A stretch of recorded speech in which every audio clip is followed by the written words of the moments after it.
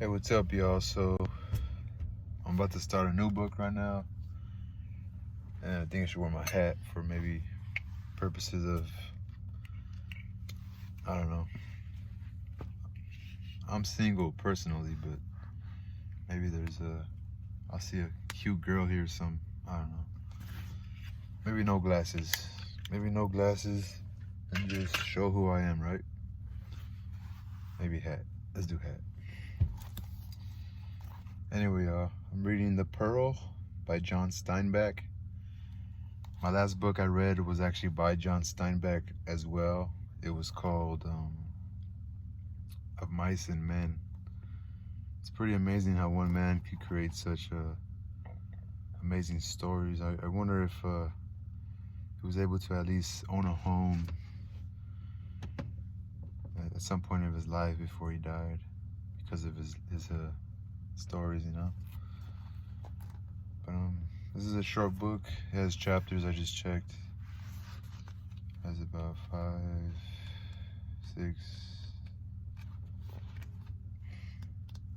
6 chapters. It starts on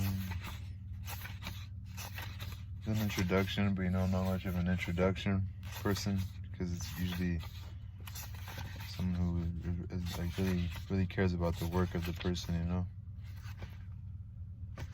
Maybe it's his own introduction. I don't know. No, it's by Linda Wagner Martin. It's a really good story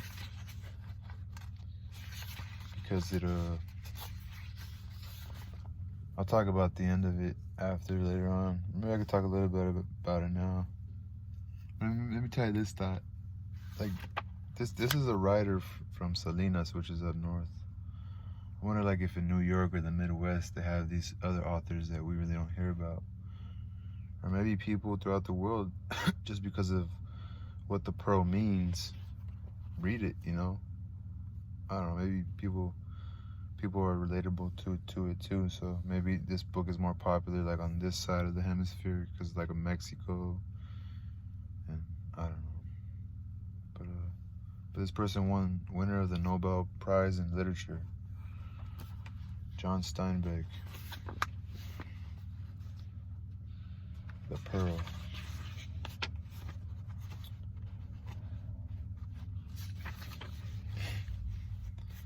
Alright, there's a little paragraph before let me show you. The Pearl. I really love this. I love it's a little dagger, I think some seashells, a ginormous pearl in the water, lightly blue, and it gets darker. It's amazing work. And then there's this paragraph right here. The paragraph says, in the town they tell the story of the great pearl, how it was found and how it was lost again. They tell of Kino, the fisherman, and of his wife Juana, and of the baby Coyotito. Because the story had been told so often, it had taken root in every man's mind. They tell of Kino, the fisherman, and of his wife Juana, and of the baby Coyotito. And because the story had been told so often, it had taken root in every man's mind. And as with all retold tales that are on people's hearts, there are only good and bad things, and black and white things, and good and evil things, and all in between anywhere. If the story is a parable, perhaps everyone takes his own meaning from it and reads his own life into it. In any case, they say in the town that, number one, I feel a little more comfortable with my glasses on. At least right here, where like people are walking by and I'm gonna have to make eye contact. In a weird situation, I'm not doing anything irrational. The people still have a truck, it's kind of old, cracked windshield. I'm always here. I'm reading out loud. They don't know what I'm reading. Somebody's gonna look. So I'll just put my glasses on because I feel more comfortable that way.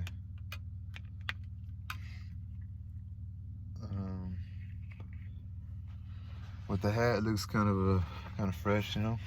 I don't look too creepy. With this, I look, I don't know. What would you say? I don't know. I'm judging myself too hard. Don't do that, you know. It's gonna be young students, college students, high school students that want to read, readers, and have confidence in yourself. You feel me? Have faith too, you know. But chapter 1. Kino awakened in the near dark. The stars still shone, and the day had drawn only a pale wash of light in the lower sky to the east. The roosters had been crowing for some time, and the early pigs were already beginning their ceaseless turning of twigs and bits of wood to see whether anything to eat had been overlooked. Outside the brush house in the tuna clump, a convoy of little birds chittered and fluttered with their wings. Kino's eyes opened, and he looked first at the lightning square, which was a door, and then he looked at the hanging box where Coyotito slept, and last he turned his head to Juana, his wife, who lay beside him on the mat, her blue head shawl over her nose and over her breast and around the small of her back. Juana's eyes were open too. Kino could never remember seeing them close when he awakened. Her dark eyes made little reflected stars. She was looking at him as she was always looking at him when he awakened. Kino heard the little splash of morning waves on the beach and was very good. Kino closed his eyes again to listen to his music. Perhaps he alone did this, perhaps all of his people did it. His people had once been great makers of songs, so that everything they saw or thought or did or heard became a song. That was very long ago. The songs remained. Kino knew them, but no new songs were added. That does not mean that there were no personal songs. In Kino's head there was a song now, clear and soft, and if he had been able to speak of it, he would have called it the song of the family. His blanket was over his nose to protect him from dank air. His eyes flicked to a rustle beside him. It was Juana arising almost soundlessly. On her hard bare feet she went to the hanging box where Coyotito slept, and she leaned over and said a little reassuring word. Coyotito looked up for a moment and closed his eyes and slept again. Juana went to the fire pit and uncovered a coal and fanned it alive while she broke little pieces of brush over it. Now Kino got up and wrapped his blanket about his head and nose and shoulders. He slipped his feet into his sandals and went outside to watch the dawn. Outside the door he squatted down and gathered the blanket ends about his knees. He saw the specks of Gulf clouds flame high in the air, and a goat came near and sniffed at him and stared with his cold yellow eyes. Behind him, Juana's fire leaped into flame and threw spears of light through the chinks of the brush house wall and threw a wavering square of light out the door. A late moth blustered in to find the fire. The song of the family came now from behind Kino, and the rhythm of the family's song was the grinding stone where Juana worked the corn for the morning cakes. There was a grinding stone where Juana worked the corn. The dawn came quickly now, a wash, a glow, a lightness, and then an explosion of fire as the sun arose out of the gulf. Kino looked down to cover his eyes from the glare. He could hear the pat of the corn cakes in the house and the rich smell of them on the cooking plate. The ants were busy on the ground, big black ones with shiny bodies and little dusty quick ants. Kino watched with the detachment of God while a dusty ant frantically tried to escape the sand trap and an ant lion had dug for him. A thin, timid dog came close and, at a soft word from Kino, curled up, arranged its tail neatly over its feet, and laid its chin delicately on the pile.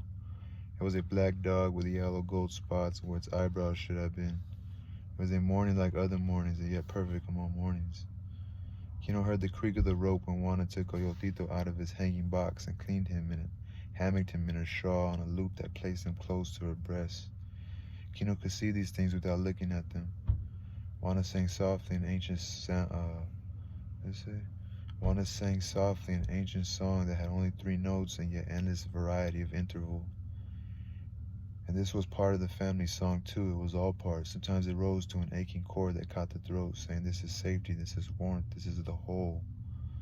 Across the brush fence were other brush houses, and the smoke came from them too.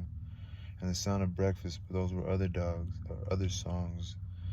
And their pigs were other pigs, their wives were not Juana. Kino was, across the brush fence were other brush houses, and smoke came from them too.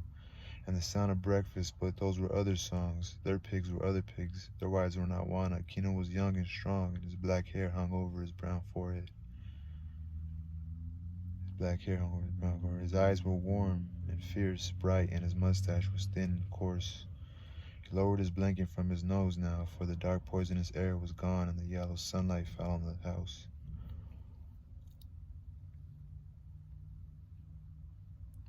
Near the brush fence, two roosters bowed and fainted at each other with squared wings and neck feathers ruffled out.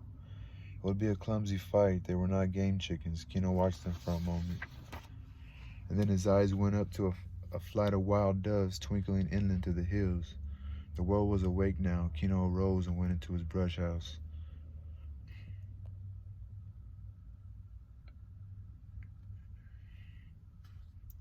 As he came through the door, Juana stood up from the glowing fire pit. She put Coyotito back in his hanging box, and then she combed her black hair and braided it in two braids and tied the ends with thin green ribbon. Kino squatted by the fire pit and rolled a hot corn cake and dipped it in sauce and ate it. And he drank a little pulque, Pulque, and that was breakfast. That was the only breakfast he had ever known outside of feast days, and one incredible fiesta on cookies that had nearly killed him. When Kino had finished, Juana came back to the fire and ate her breakfast. They had spoken once, but there is not need for speech if it is only a habit anyway. Kino sighed with satisfaction. That was conversation. The sun was warming the brush house, breaking through its crevices in long stakes, and one of the streaks fell on the... Oh, let me see. The sun was warming the brush house, breaking through its crevices in long streaks, and one of the streaks fell on the hanging box where Coyotito lay and on the ropes that held it. It was a tiny movement that drew their eyes to the hanging box. Kino and Juana froze in their positions. Down the rope that hung the baby's box from the roof support, a scorpion moved slowly. His stinking tail was straight out behind him, but he could whip it up in a flash of time. Kino's breath whistled in his nostrils, and he opened his mouth to stop it. And then the startled look was gone from him, and the rigidity from his body. In his mind, a new song had come, the song of evil, the music of the enemy, of any foe of the family. A savage, secret, dangerous melody, and underneath, the song of the family cried plaintively.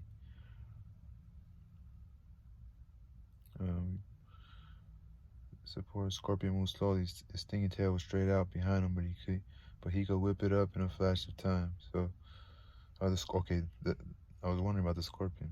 The scorpion moved delicately down the rope toward the box. Under her breath, Juana repeated an ancient magic to guard against such evil, and on top of that, she muttered a Hail Mary between clenched teeth.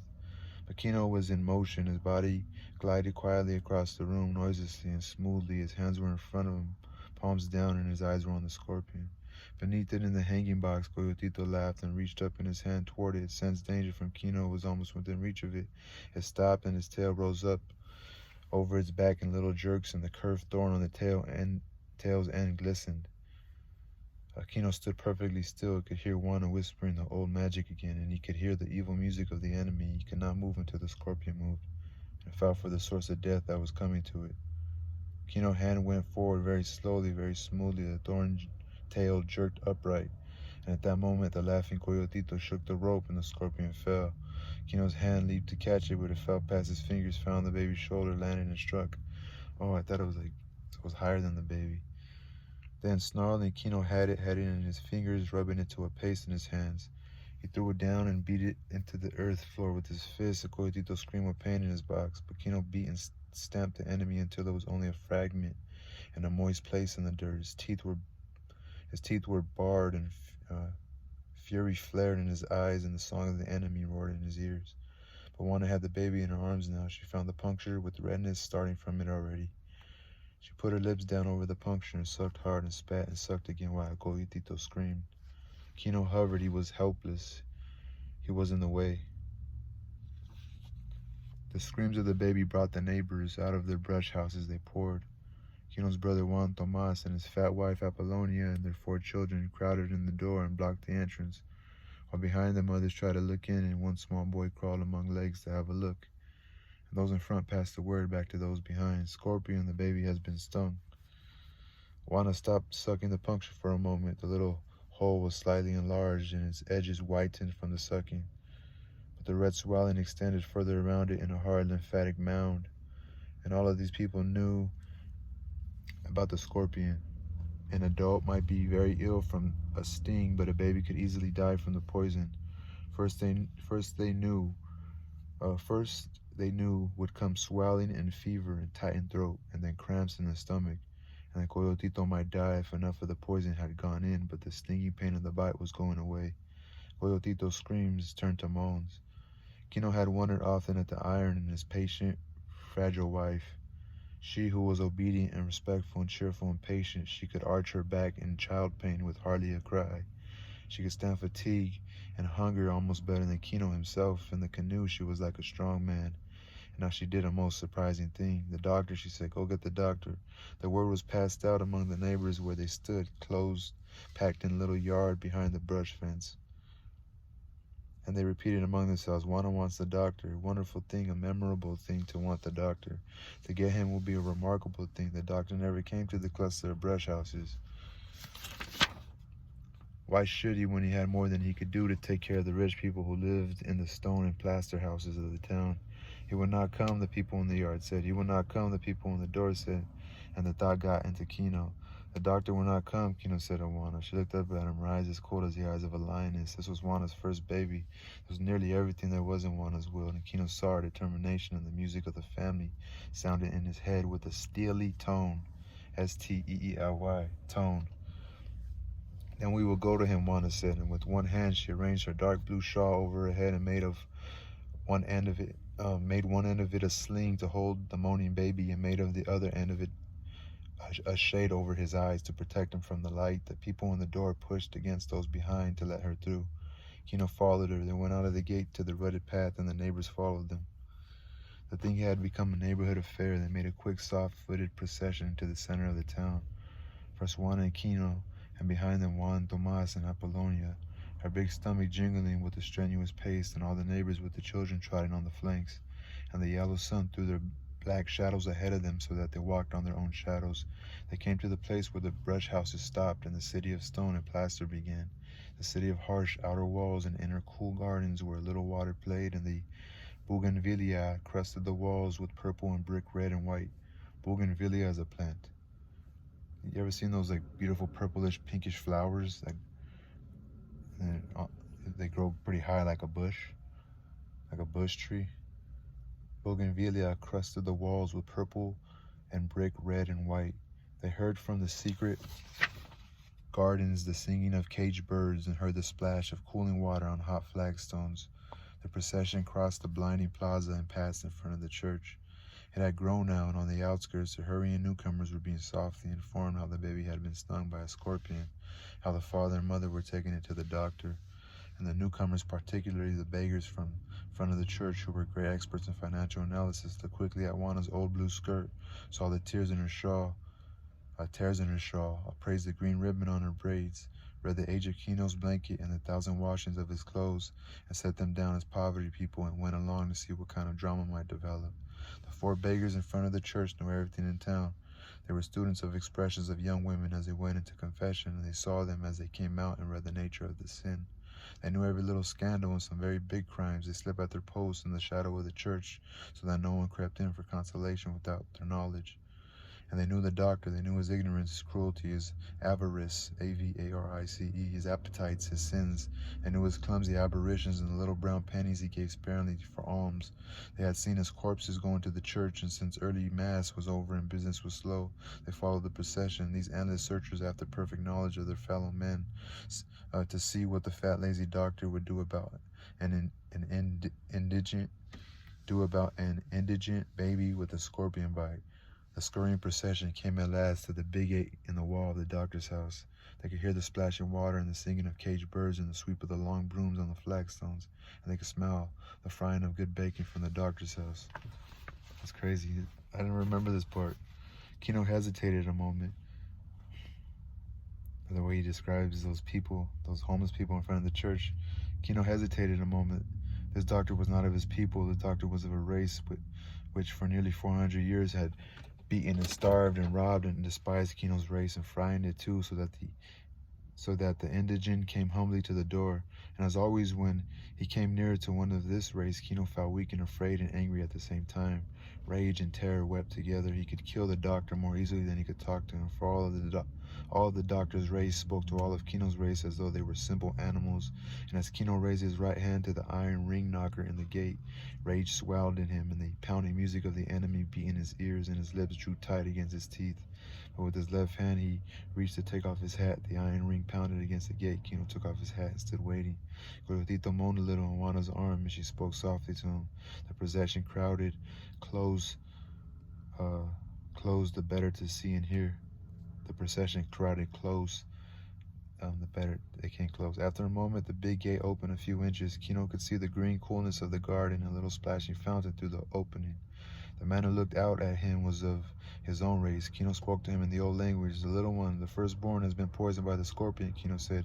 He requires the skill of the healer. The gate closed a little, and the servant refused to speak in the old language. A little moment, he said, I go to inform myself. And he closed the gate and slid the boat home. So he locked the bolt. The glaring sun threw the bunched shadows of the people blackly on the white wall.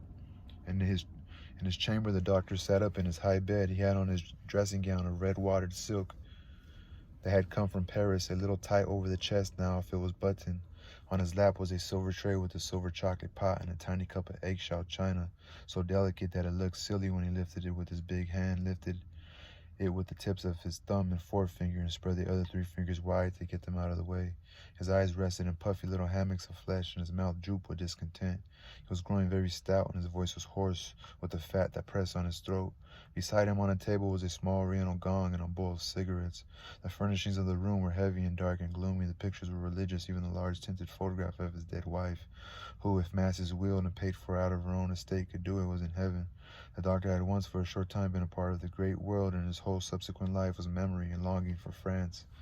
That, he said, was civilized living, by which he meant that on a small income he had been able to keep a mistress and eat in restaurants. He poured his second cup of chocolate and crumbled a sweet biscuit in his fingers. The servant from the gate came to the open door and stood waiting to be noticed. Yes, the doctor asked. It is a little Indian with the baby. He says a scorpion stung it. The doctor put his cup down gently before he let his anger rise. Have I nothing better to do than cure insect bites for little Indians? I'm a doctor, not a veterinary. Yes, patron, said the servant. Has he any money? The doctor demanded. No, they never have any money. I alone in the world am supposed to work for nothing. Am I tired of it? See if he has any money. At the gate, the servant opened the door a trifle and looked out at awaiting people, and this time he spoke in the old language. Have you money to pay for the treatment? Aquino reached into a secret place somewhere under his blanket. He brought out a paper folded many times. Crease by crease, he unfolded it until at last there came to view 8 small misshapen seed pearls, as ugly and gray. He came to view 8 small misshapen seed pearls, as ugly and gray as little ulcers, flattened and almost valueless. The servant took the paper and closed the gate again, but this time he was not gone long. He opened the gate just wide enough to pass the paper back. The doctor has gone out, he said. He was called to a serious case. And he shut the gate quickly out of shame. And now a wave of shame went over the whole procession. They melted away. The beggars went back to the church steps. The stragglers moved off, and the neighbors departed, so that the public shaming of Kino would not be in their eyes. For a long time, Kino stood in front of the gate with Juana beside him. Slowly, he put his suppliant hat on his head. Then, without warning, he struck the gate a crushing blow with his fist. He looked down in wonder at his split knuckles and at the blood that flowed down between his fingers. Man, this is a fucked up book, Loki. Okay, that's the end. I gotta charge my phone. Peace, y'all.